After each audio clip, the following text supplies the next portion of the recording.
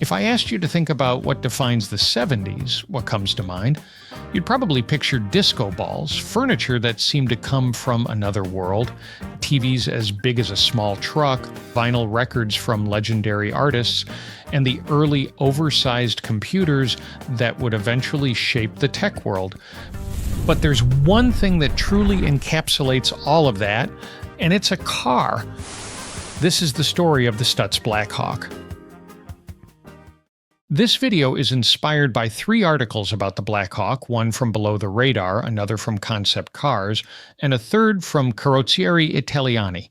You can find links to these articles in the Google Doc linked in the description. I highly recommend checking them out for more in-depth information.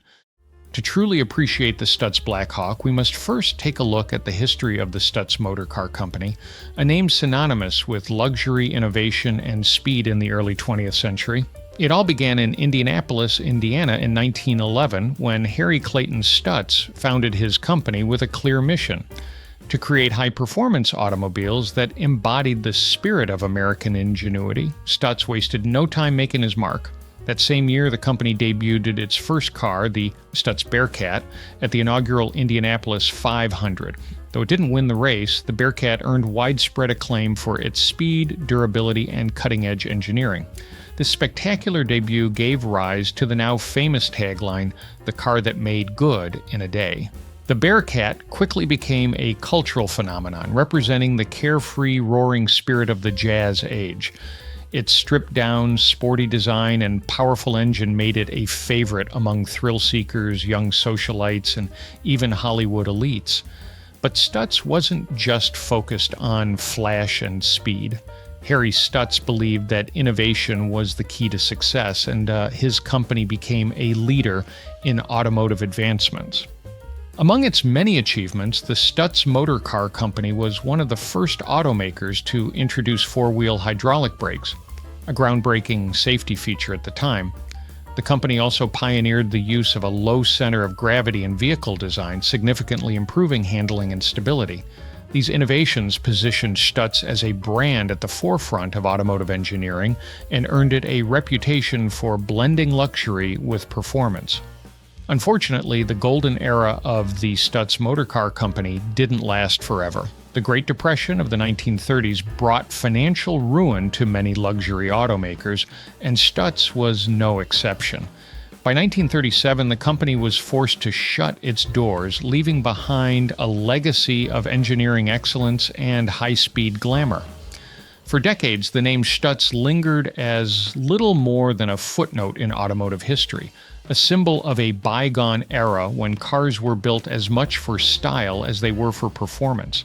The story of the Stutz brand might have ended there if not for the vision and determination of Virgil Exner, one of the most influential automotive designers of the 20th century. Exner, best known for his transformative work at Chrysler in the 1950s, had an uncanny ability to blend futuristic styling with a nod to classic design principles. He was the creative force behind Chrysler's iconic forward look, a design philosophy that revolutionized car aesthetics with its bold fins, sleek lines, and modern proportions. After leaving Chrysler in the early 1960s, Exner began to explore new creative avenues.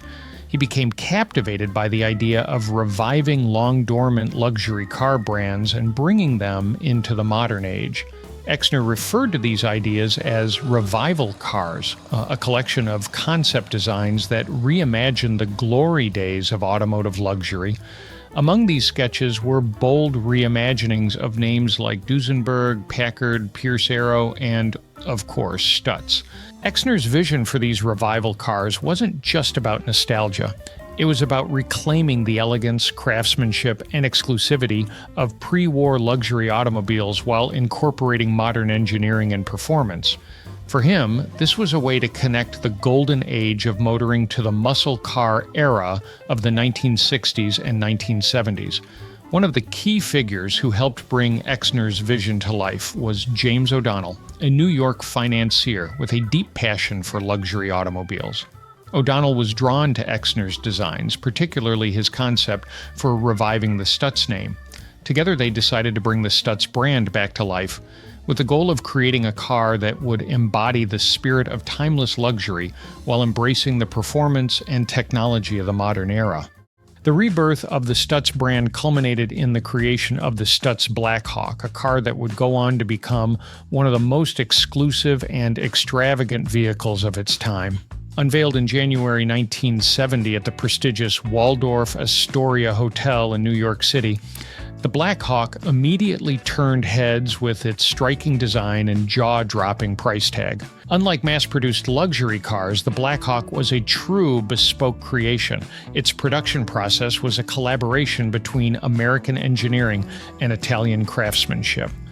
The car was built in Modena, Italy, a region renowned for its coach-building heritage, and each Blackhawk was hand-assembled by skilled artisans.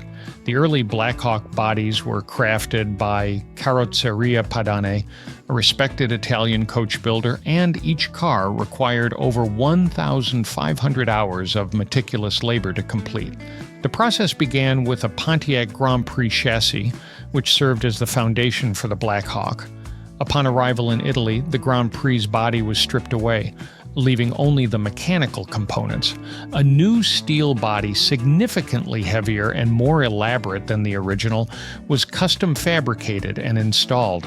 The result was a car that was unmistakably unique, blending Italian elegance with American muscle. The Blackhawk's design was unlike anything else on the road. Its long hood, freestanding headlamps, and distinctive spare tire mounted on the trunk lid gave it a bold, almost theatrical presence. The paintwork was a work of art in itself. Each Blackhawk was coated with 18 to 22 layers of hand-rubbed lacquer, a process that took 6 weeks to complete. The interior was no less extravagant. Connolly leather, burled walnut, and 24-karat gold accents adorned the cabin, while mink carpeting added a touch of opulence rarely seen in automobiles. High-end features like a Learjet AM/FM 8-track stereo system, automatic climate control, and a custom clock embedded in the steering wheel hub showcased the Blackhawk's commitment to luxury and exclusivity. Beneath its glamorous exterior, the Stutz Blackhawk was a powerful machine. Early models were equipped with a 455 cubic inch Pontiac V8 engine, delivering 425 horsepower and 420 pound-feet of torque. Despite its massive weight, nearly 5,000 pounds, the Blackhawk offered impressive performance for a luxury car with a 0 to 60 time of 8.4 seconds and a top speed of 130 miles per hour. Over the years, the Blackhawk's engine options evolved to include power plants from Cadillac, Ford, and Chevrolet. While later models shifted towards smaller, more fuel-efficient engines, the Blackhawk never lost its commitment to delivering a smooth and powerful driving experience.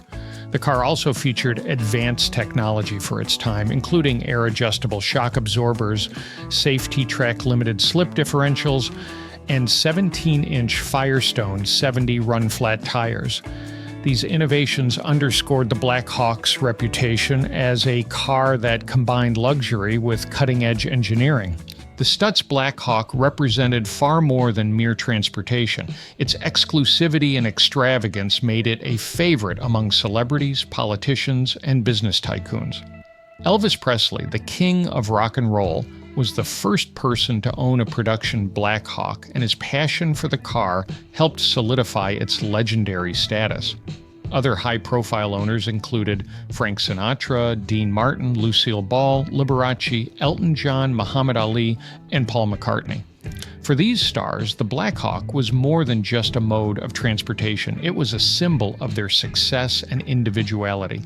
Now let me ask you this. If you had $250,000 to spend on a car in the 70s, would you have gone for the Stutz Blackhawk or a Rolls-Royce? Let us know in the comments.